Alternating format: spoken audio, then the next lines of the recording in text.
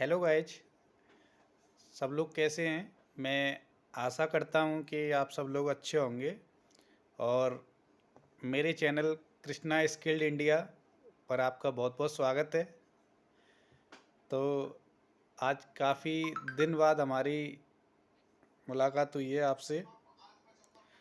तो चलिए आज एक नए टॉपिक की शुरुआत करते हैं। तो आज का जो हमारा टॉपिक रहेगा वो रहेगा ACV। ACV ACV एक डिवाइस होती है। इसका एक जो शॉर्ट नेम है, इसे हम शॉर्ट में ACV बोलते हैं। तो ACV की जो फुल फॉर्म होती है वो एयर सर्किट ब्रेकर होता है। एयर सर्किट ब्रेकर, तो हमें एयर सर्किट ब्रेकर की क्यों ज़रूरत पड़ी, क्या इसको लगाने के फ़ायदे हैं, क्या इसको लगाने से हमें नुकसान भी है, तो और क्या इसे लगाने के फ़ायदे हैं, आज चर्चा करते हैं इस पे और इसके बारे में डीप में जानकारी लेते हैं। तो ACV वह डिवाइस जिसके कांटेक्ट जिसके कांटेक्ट एयर के संपर्क में टूटते और जुड़ते हैं वो हमारा ACV कहलाता है।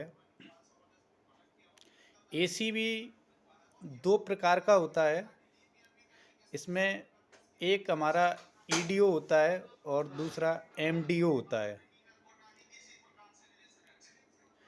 EDO का पूरा नाम होता है इलेक्ट्रिक ड्रा आउट और MDO का पूरा नाम होता है मैनुअल ड्रॉ आउट। तो इलेक्ट्रिक ड्रा आउट और मैनुअल ड्रा आउट, इन दोनों में एक जो मेन जो डिफरेंट होता है दोनों को, एक मेन डिफरेंट जो होता है तो ये होता है इलेक्ट्रिक ड्रा आउट में जो हमारा ACV होता है वो ऑटोमेटिक चार्ज होता है और मैनुअल ड्रा आउट में हमारा जो ACV होता है इसे मैनुअली एक हैंडल के द्वारा चार्ज किया जाता है। तो अगर जो हमारे ACV जहाँ भी लगाए जाते हैं तो मोस्टली जो ACV लगाए जाते हैं वो हमारे EDO लगाए जाते हैं, इलेक्ट्रिक ड्रा आउट, ताकि समय समय पर वो अपने आप ऑटोमेटिक चार्ज हो जाएं और हमें उन्हें मैनुअली चार्ज ना करना पड़े। तो ACV जो होता है उसके अंदर हमारे दो कॉन्टैक्ट होते हैं, एक मूविंग कॉन्टैक्ट होता है और एक फिक्स कॉन्टैक्ट होता है। जब ये कॉन्टैक्ट एयर के संपर्क में मिलते हैं तो हमारी चिंगारी उत्पन्न होती है और जब वो चिंगारी उत्पन्न होती है तो वो जैसे एयर के संपर्क में आते हैं तो हमारी जो चिंगारी है वो कुछ समय के लिए बाहर दिखती है और फिर शांत हो जाती है। इसमें इसकी जो अगर हम रेटिंग की बात करते हैं तो हमारे जो ACV होते हैं वो हमारे मार्केट में जो उनकी वैल्यू होती है तो वो मिनिमम, जो अगर रेटिंग की बात करें तो ACV की मिनिमम रेटिंग 400 एम्पियर से लेके 6300 एम्पियर तक ये मार्केट में उपलब्ध हैं। जो ACV हमारा होता है, ACV को हमेशा हम LT में यूज करते हैं। LT यानी कि हमारी लो टेंशन लाइन में ही यूज करते हैं। इसका एक ख़ास रीज़न होता है कि जो हमारे ACV होते हैं, ACV हमेशा जो है कि ये हमेशा हाई करंट, लो वोल्टेज और हाई करंट के लिए डिज़ाइन किए जाते हैं, जो कि हमारे LT में लो वोल्टेज और हाई करंट होता है, इसलिए इसको हम LT में लगाया जाता है। ACV की कुछ सेफ्टियाँ भी होती हैं अपनी।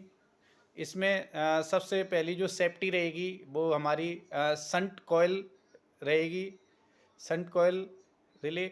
और जो दूसरी सेफ्टी होती है वो यूवी यूवी यानी कि हमारा अंडर वोल्टेज रिले। और तीसरी जो सेफ्टी होती है वो क्लोजिंग रिले होती है। तो इसमें हमारी 3 सेफ्टियाँ होती हैं। एसीबी के जो मेन पार्ट्स होते हैं, इसमें कुछ हमारे मेन इम्पोर्टेंट पार्ट होते हैं। तो जिसमें सबसे पहला आता है आर्क्यूट। आर्क्यूट होता है एक पार्ट इसका। दूसरा एक रिले होती है, रिले भी इसका एक पार्ट है, जो कि इसका एक अहम पार्ट है रिले।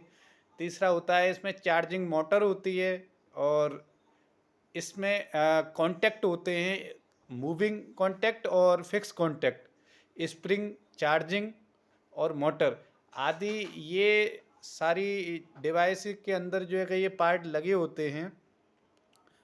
तो एसीवी के बारे में आज हमने जो सीखा है, इस पॉइंट में एक चीज़ अभी देखनी पड़ेगी कि सबसे पहला इसका जो रीज़न है एसीबी को एलटी में लगाने का, उसका रीज़न खासकर यही आता है कि हमारी जो एसीबी होती है वो हमेशा low voltage to high current, low voltage और हाई करंट के लिए डिज़ाइन किया जाता है। अतः हमारी एसीबी होती है वो हमेशा एलटी में ही यूज की जाती है। थैंक यू, धन्यवाद। जय हिंद, जय भारत।